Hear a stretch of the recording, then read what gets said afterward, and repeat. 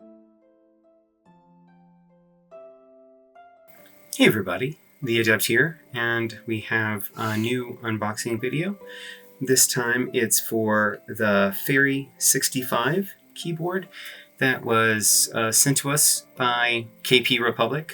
They didn't ask for anything, they just sent me a keyboard because I want it on their site. And so I don't know what color it is.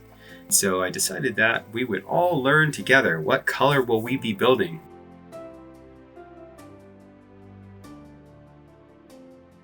So let's get into it. And it's got a decent little box here. It does not seem to have its own case, which is fine.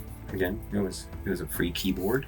And inside is gaskets, feet, a little couple of things. I guess I'll learn what they are in a little bit. Screwdriver and screws. That's handy. The battery. And that looks fine. And then we have PCB. And it is flex cut, so I love it. The switch is underneath the shift, the right shift, which I like more than being under the caps lock because it will allow us to have a step caps lock, which it does, and that's awesome.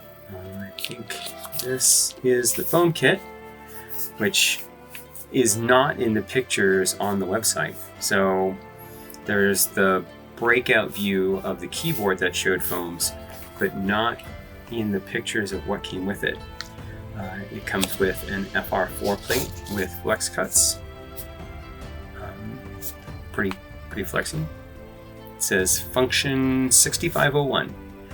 In the lid it says, "Oh my, mechanical keyboard." I thought it was funny. Guess you had to be there. And our color is beige, or yeah, yellow, I think is actually the color. Hard for me to say. Oh, that is a replacement accent for here. You can have it be silver or gold.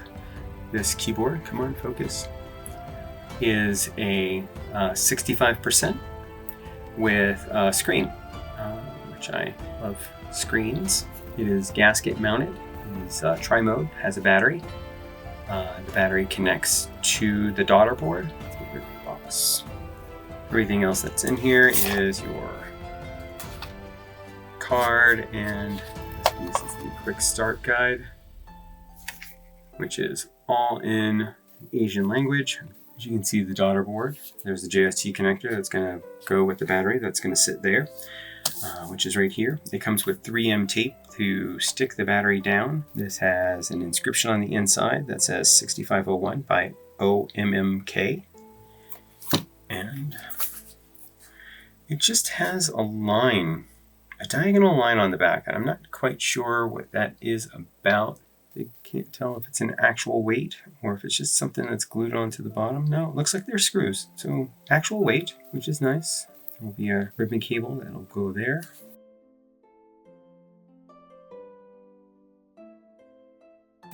All right, here we are with the PCB. I've installed the stabs, but I have, in the IXPE, I have not installed the plate yet. And then we'll begin with today's switches. Here's our plate foam, FR4, which is not my favorite. The switches we'll be using today are going to be something a little new. It's the HMX Milktea. Stabs we're using today are not my usual Pygo. These are some Neo stabs that I had. Here is the plate with the switches on the PCB, installing the gaskets now. These look like they are standard sock gaskets. Fit on here, and we have our gaskets.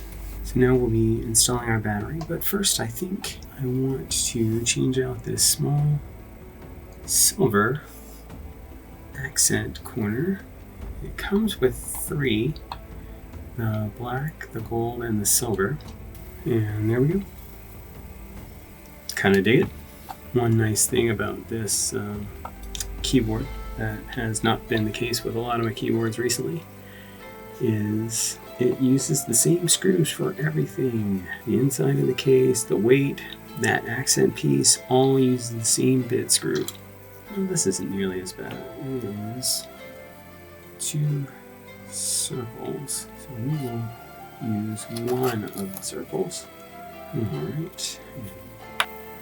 Alright, my battery's installed. If you don't want to run the battery, you can put the insert, which is included, and it fills up that void so that you don't have to worry about it, and then you can just run it in wired mode.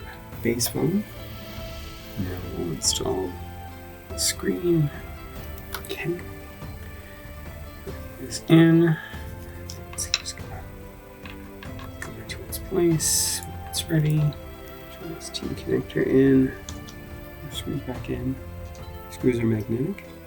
Really nice, but not strongly so. Okay, all of our screws are in, and we'll turn this over.